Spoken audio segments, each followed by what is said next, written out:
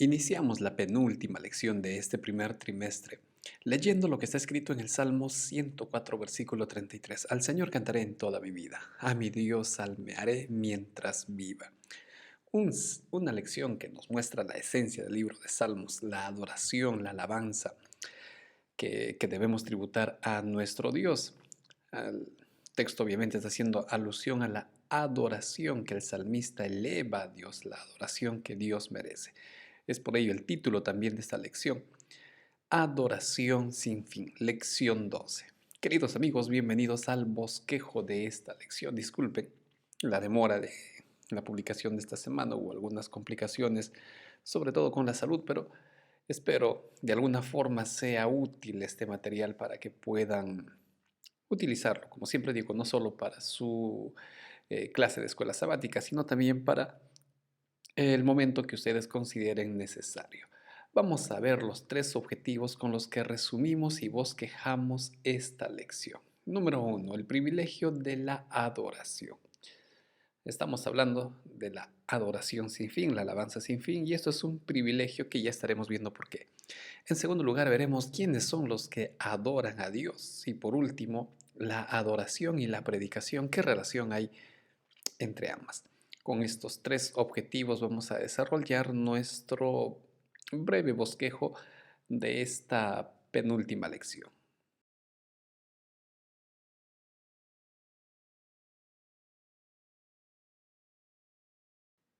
Hablemos del primer objetivo, el privilegio de adorar a Dios. Esto es un privilegio, valga la redundancia de lo que vamos a ver a continuación. ¿Cómo pagaremos a Dios por todo lo que hizo? Esto la lección nos preguntaba. ¿Cómo podemos pagar a Dios por todo lo que Él hizo? Y la verdad no hay forma de pagar. Si pudiéramos pagar a Dios por todo lo que hace, podríamos pagar el plan de salvación y podríamos salvarnos por nuestro esfuerzo, pero sabemos que eso es imposible. No hay forma de pagar a Dios por todo lo que hace. Pero sí podemos hacer algo que no va a cubrir el precio, pero sí podemos ser agradecidos y adorar a Dios toda nuestra vida, lo que decía el Salmo 104 que acabamos de leer. Entonces, no podemos pagar, pero sí podemos ser agradecidos y adorar a Dios, adorarle. Ahora, tal como dice el subtítulo, adorar a Dios es un privilegio. Los adoradores de Dios son privilegiados. Recuerda algo, querido amigo, Dios no se beneficia en nada, no gana nada con la adoración que nosotros le damos. Los bendecidos, los beneficiados somos nosotros.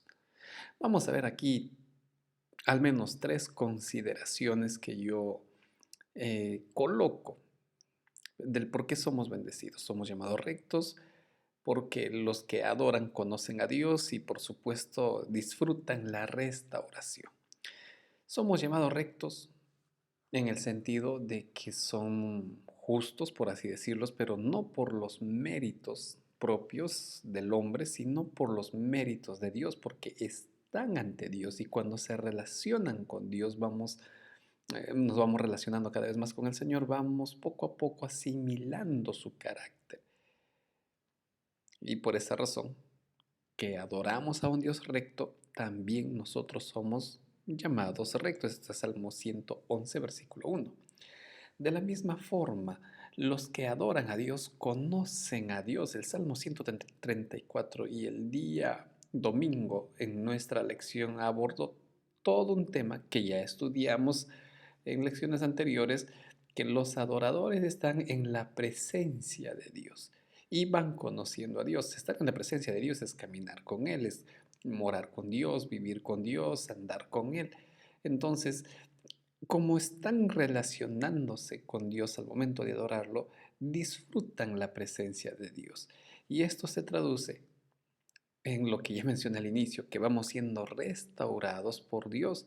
nuestras vidas son transformadas por Él. Entonces, miren, queridos amigos, ¿quién se beneficia con la adoración? ¿Quién recibe las bendiciones?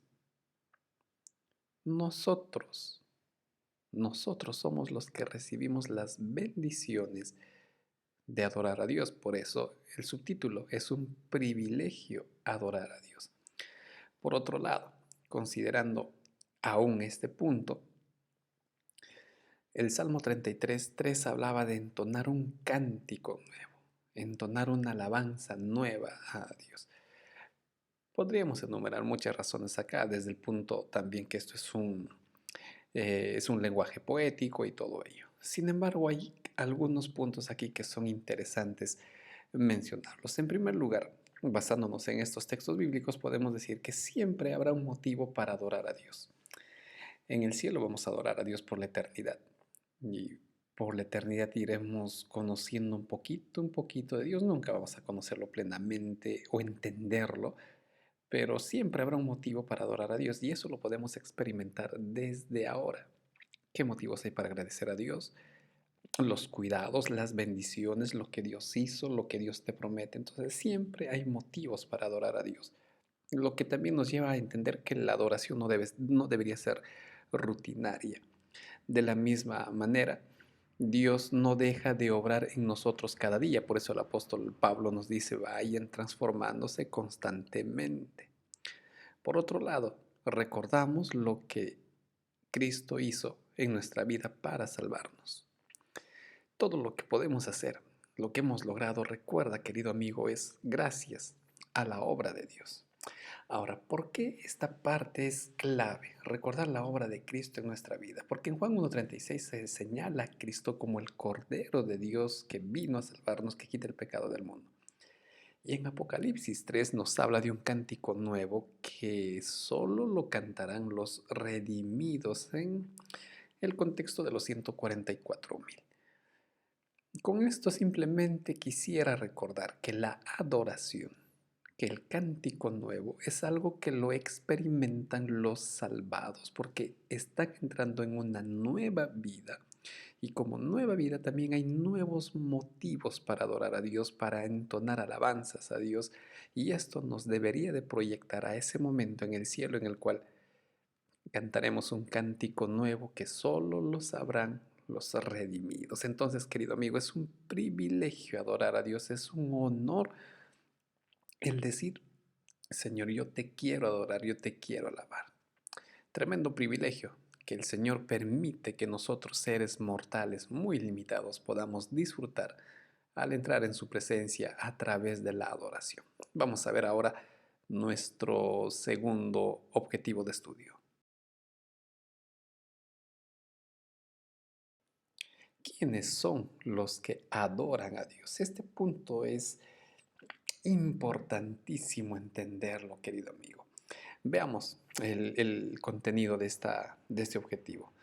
En primer lugar, recordemos algo. Todos pueden adorar a Dios. Todos. Lamentablemente, no todos lo hacen. Y vamos a entender el por qué. De acuerdo al Salmos 15, solo los rectos de corazón son los que adoran a Dios. La Biblia ya va limitando esto. Solo los rectos de corazón son los que verdaderamente adoran a Dios. Es más, aquí se emplea la palabra íntegros, que viene del hebreo tamim, que significa totalidad. ¿Cómo es esto? Miren, recordemos que Dios es el único que puede ver el corazón, pero también Dios puede ayudarnos a ver cómo está nuestro corazón. La ofrenda, la adoración que agrada a Dios, de acuerdo al Salmos 40, es aquella ofrenda, es aquella adoración que los adoradores dan a Dios, pero teniendo una integridad, teniendo una plenitud, son íntegros. Es decir, ellos son en público lo que también son en privado. Ellos actúan en público tal como actúan en lo íntimo de sus vidas. No hay cosa que ellos oculten. Y si hay debilidades en sus vidas, como en el caso de David, por ejemplo, reconocen ante Dios sus faltas y buscan el perdón de Dios. Entonces, los que verdaderamente adoran a Dios son aquellos que viven en integridad de su corazón ante Dios en primer lugar. Porque tristemente, querido amigo, aún a nosotros mismos nos podemos engañar creyendo que somos íntegros. Pero a Dios, por supuesto, es imposible engañarlo. Entonces, no nos examinemos a la luz de nuestro criterio, sino examinémonos a la luz de la palabra de Dios y que Dios nos ayude a ver cómo estamos. Obviamente vamos a encontrar muchos defectos, pero Dios es fiel y justo para perdonar. Entonces, ¿quiénes son los que adoran a Dios? Los que viven en integridad, los que reconocen su falta y buscan el perdón a Dios o de Dios, buscan que Dios limpie su maldad.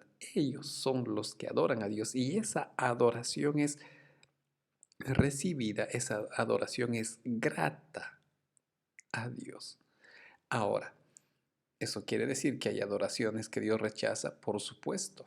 Dios rechaza la ofrenda, Dios rechaza la adoración. ¿De quiénes? De quienes llevan una vida doble, por ejemplo.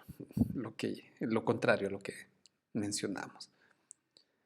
Los que andan precisamente en cosas que ocultos a unos, ocultos a todos y llevan esa doble vida.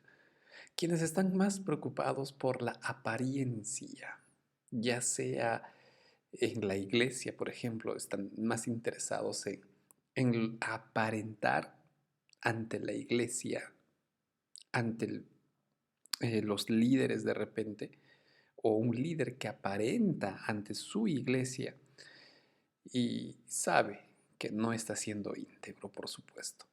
Y también quienes practican las injusticias o son indiferentes al sufrimiento y no hacen algo por aliviar el sufrimiento, ellos son lamentablemente los que sus ofrendas son rechazadas por Dios. Ahora, si Dios rechaza la ofrenda, tristemente también el pecador está siendo rechazado, no en el sentido de que Dios lo rechaza y ya queda marcado, sino en el sentido de que no puede estar ante la presencia de Dios porque hay pecado en su vida. Entonces, ¿qué necesitan estas personas? O de repente, ¿qué necesitamos? Experimentar la gracia transformadora de Dios, experimentar la obra redentora de Dios en nuestra vida. Eso es lo que necesitamos. Dios rechaza al pecado y si el pecado está en el hombre, Dios va a rechazar al hombre porque abraza el pecado, pero si el hombre confiesa ante Dios, mira, Señor, yo quiero adorarte, yo quiero servirte y no puedo, estos pecados me ganan, pero ayúdame, Dios te va a ayudar, querido amigo.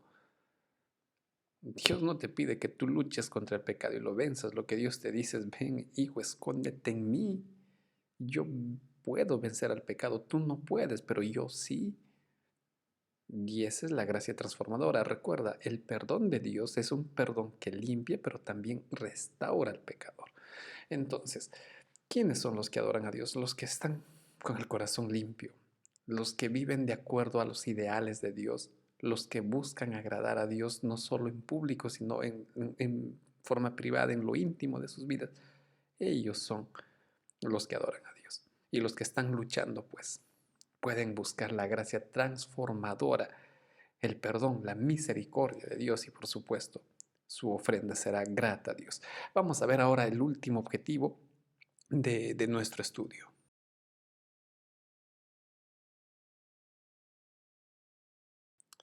Adoración y predicación. ¿Cuál es la relación entre estos dos? Miren, bueno, y así es la pregunta. ¿Qué relación hay entre la adoración y la predicación? Recordemos brevemente qué es adorar. Cantar a Dios, alabar su nombre, llevar ofrendas del Salmo 96:8, llevar ofrendas al templo, es una forma de adorar a Dios. Pero también adorar a Dios, de acuerdo al Salmos 96, es proclamar su bondad y su grandeza. Pero proclamar, ¿cómo? Bueno, una forma sería proclamar en el templo. Mira, Señor, yo te alabo porque tú eres grande, tú eres el creador, tal como describen muchos textos, tú eres misericordioso conmigo, en fin.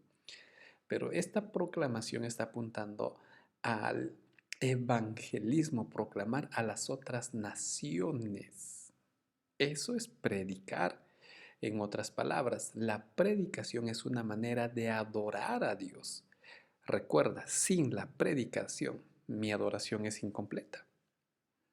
Entonces, ¿qué es o qué relación hay entre la predicación y la adoración? Que la predicación forma parte de la adoración.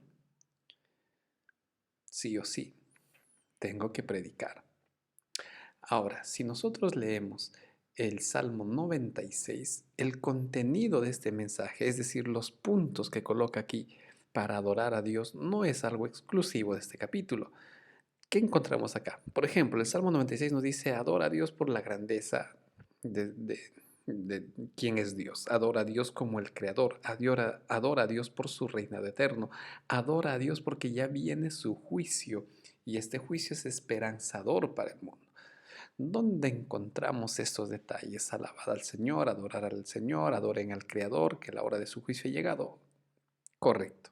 En Apocalipsis capítulo 14, el mensaje de los tres ángeles. Aquí nosotros encontramos prácticamente los mismos elementos del Salmo 96. Adoren a Dios, el Creador, reconózcanlo como Rey, porque también ha llegado la hora de su juicio. Entonces, queridos amigos, hay una similitud en la descripción del adorar a Dios y al mismo tiempo proclamar a Dios. La adoración y la predicación van de la mano. Apocalipsis 14 prácticamente hace lo mismo. Prediquen y dentro de la predicación también anuncien que hay que adorar a Dios. El Salmo 96 nos recuerda que dentro de la adoración está el predicar, es decir, es un círculo que se cierra y refuerzan ambos aspectos, predicar y adorar. Entonces, querido amigo, si yo quiero ser un adorador íntegro ante Dios, tengo que practicar la predicación. Sin la predicación, recuerda, mi adoración es incompleta. Cerrando este tercer objetivo, veamos entonces el breve resumen de nuestro estudio. Número 1, recuerda, es una gran bendición y enorme privilegio adorar a Dios. Número 2, la adoración a Dios involucra nuestro estilo de vida. Recuerda que adorar a Dios involucra cómo tú vives, en público, en privado, en familia, todo. Y por supuesto, no podemos decir que adoramos a Dios si no estamos predicando. Hay que predicar, querido amigo, hay que predicar. Finalmente, ¿qué tenemos que hacer? Debemos practicar la adoración en la plenitud del significado de esta palabra. Esta adoración será posible únicamente si Dios está restaurando nuestro corazón, nuestra vida. No dejemos de entonar cánticos a Dios, cánticos que nos preparen para la gran boda del Cordero, cánticos, porque siempre hay motivos para adorar a Dios. Así que, querido amigo, te animo a que adores a Dios, pero de manera integral, con un corazón íntegro y, por supuesto, predicando. Y esto también, cerrando ya este trimestre, pues nos lleva a recordar que estudiemos nuestra última lección. Espera en el Señor. 13ª lección de este primer trimestre. Última lección. Querido amigo, por favor, estudia tu Biblia, estudia tu lección. Una vez más, disculpen la demora. La verdad, tuve problemas de salud muy fuertes esta semana. Espero ya recuperar y sobre todo espero que este material sea de mucha, mucha utilidad. Que Dios te bendiga, querido amigo. Un gran abrazo y Dios mediante, hasta la próxima semana.